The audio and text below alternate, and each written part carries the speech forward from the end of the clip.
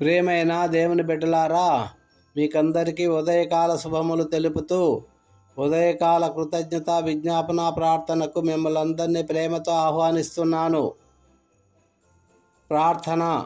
పరిశుద్ధుడు అయిన మా ప్రియ పరలోకపు తండ్రి, కృపా సత్య సంపూర్ణుడా, నీ పరిశుద్ధ నామమున కోట్లాది స్తుతులు స్తోత్రాలు చెల్లిస్తున్నాం. ఈ సుందరమైన ఉదయకాలమును మా జీవితాల్లో ఇచ్చినందుకు వందనాలు తండ్రి. అయ్యా, యెహోవా కృపగలవాడు, ఆయన వాత్సల్యత ఎడదెక్క నిలుచుచున్నది, అనుదినము నూతనముగా అది పుట్టుచున్నది అన్న వాగ్దానం ప్రకారం ఈ ఉదయమున నీ నూతన కృపతో మమ్మల్ని నింపినందుకు కృతజ్ఞతలయ్యా.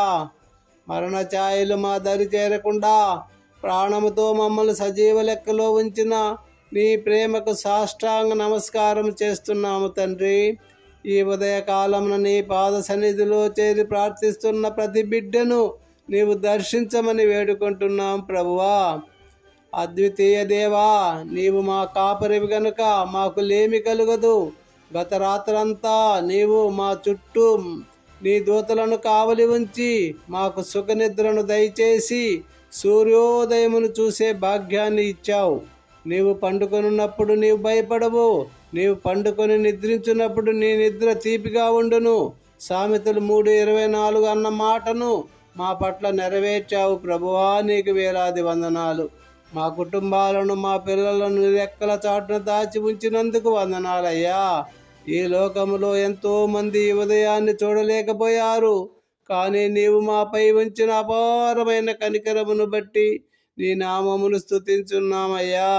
నీవు ఇచ్చిన ఆరోగ్యం కోసం, ఆహారం కోసం, నీవు మాకిచ్చిన ప్రతి ఆశీర్వాద కోసం హృదయపూర్వకమైన కృతజ్ఞతలు ప్రభువా. అయినా దేవా, ఇప్పుడు మా అవసరాలను నీ పాదముల చెంత ఉంచుతున్నాము. నీ భారము యెహోవా మీద మోపము, ఆయన నిన్ను ఆదుకొనును. కీర్తన 55:22 అని సెలవిచ్చావు ప్రభువా. వ్యాధి బాధలతో ఉన్న బిడ్డలను ముట్టండి, నీవు గాయపడిన హస్తాలతో వారిని స్వస్థపరచండి తండ్రి. ఆర్థిక ఇబ్బందులతో సతమతమవుతున్న వారికి మార్గాలను తెరవండి. అప్పుల బాధ నుండి విముక్తిని ప్రసాదించండి. గర్భఫలము లేని వారికి, ఉద్యోగము లేని వారికి, వివాహ ప్రయత్నాలలో ఉన్న యువతి యువకులకు నీవు తగిన సమయంలో శుభవార్తను వినిపించమని వేడుకుంటున్నాం ప్రభువా. నీ దేవుడైన యెహోవానగు నేనే నీ కుడి చేతిని పట్టుకొని భయపడకము, నేను నీకు సహాయము చేసేదని నీతో చెప్పుచున్నాను. యెషయా 41:13 అన్న వాగ్దానం ప్రతి ఒక్కరి జీవితంలో నెరవేరాలి తండ్రి. ఈ ప్రభువా,